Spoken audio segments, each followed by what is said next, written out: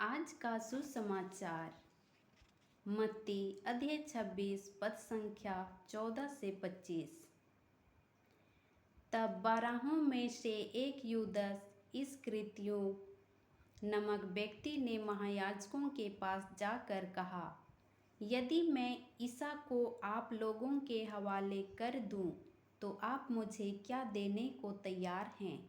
उन्होंने उसे चांदी के 30 सिक्के दिए। उस समय से यूदस ईसा को पकड़वाने का अवसर ढूंढता रहा। बेखमीर रोटी के पहले दिन शिष्य ईसा के पास आकर बोले, आप क्या चाहते हैं? हम कहाँ आपके लिए पास्का भोज की तैयारी करें? ईसा ने उत्तर दिया, शहर में अमुक के पास जाओ और उससे कहो, गुरुवर कहते हैं मेरा समय निकट आ गया है। मैं अपने शिष्यों के साथ तुम्हारे यहाँ पास्का का भोजन करूँगा। ईसा ने जैसा आदेश दिया, शिष्यों ने वैसा ही किया और पास्का भोज की तैयारी कर ली। संध्या हो जाने पर ईसा 12 शिष्यों के साथ भोजन करने बैठे। उनके भोजन करते समय ईसा ने कहा, मैं तुम लोगों से यह कहता हूँ, तुम में से ही एक मुझे पकड़वा देगा। वे बहुत उदास हो गए और एक एक कर उनसे पूछने लगे, प्रभु कहीं वह मैं तो नहीं हूँ?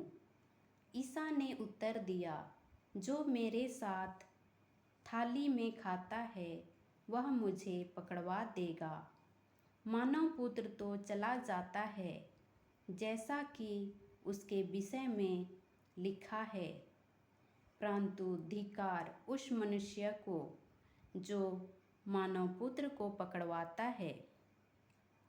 उस समय के लिए उस मनुष्य के लिए कहीं अच्छा यही होता कि वह पैदा ही नहीं हुआ होता। ईसा के विश्वासघाती यूदस ने भी उनसे पूछा, गुरुवर कहीं वह मैं तो नहीं हूँ? ईसा ने उसे उत्तर दिया, तुमने ठीक ही कहा। यह प्रभु का पवित्र सुसमाचार है। हे ख्रिस्त तेरी स्तुति हो।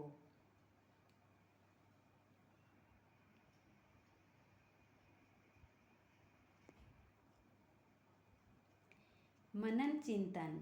यूदस शायद किसी शंका या क्रोध के कारण यीशु से दुखी था और यही कारण था कि वह उसका विश्वासघाती निकला।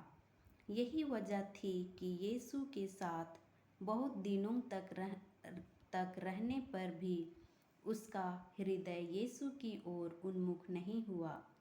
विश्वासघात के बहुत से कारण हो सकते हैं, फिर भी एक बात तो तय है, वह पापों में गिरने से बच नहीं सका।